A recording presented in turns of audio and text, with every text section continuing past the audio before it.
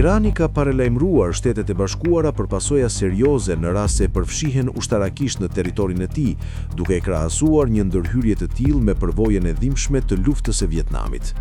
Ky qëndrim është shprehur nga zëvendës ministri i jashtëm, Said Khatibzadeh, i cili theksoi nga Teherani se vendi i tij është i përgatitur për një konflikt të zgjatur dhe nuk po i jep përparësi në këtë fazë zgjidhjeve diplomatike. Sipas tij, historia duhet të shërbejë si paralajmërim, duke ju referuar drejt për drejt përvojës së SBA-s në Vietnam. Ai theksoi se trupat amerikane mund të përballen me një situatë të ngjashme edhe në Iran, duke nënkuptuar një konflikt të vështirë dhe me pasoja të rënda për të gjitha palët.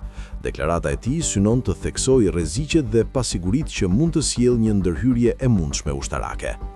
Këto zhvillime vinë në një klim të tensionuar pas 2 javësh përleshjesh intensive që sipas burimeve kanë shkaktuar rreth 1500 viktima në Iran dhe kanë detyruar miliona civil të largohen nga zonat e prekura. Situata humanitare paraqitet gjithnjë më e rënduar, ndërsa pasiguria vazhdon të mbizotrojë. Ndërkohë, mbetet e paqartë edhe një raportim i fundit nga Izraeli, sipas të cilit një zyrtar i lartë iranian, Ali Larijani, është vrarë gjatë një sulmi në Teheran. Autoritetet iraniane nuk e kanë konfirmuar këtë informacion, duke lënë hapësirë për dyshime mbi vërtetësinë e lajmit. Larijani njihet si një figurë me ndikim në politikën iraniane, me një karrierë të gjatë në poste të rëndësishme, përfshirë drejtimin e parlamentit dhe përfshirjen në negociatat për programin bërthamor.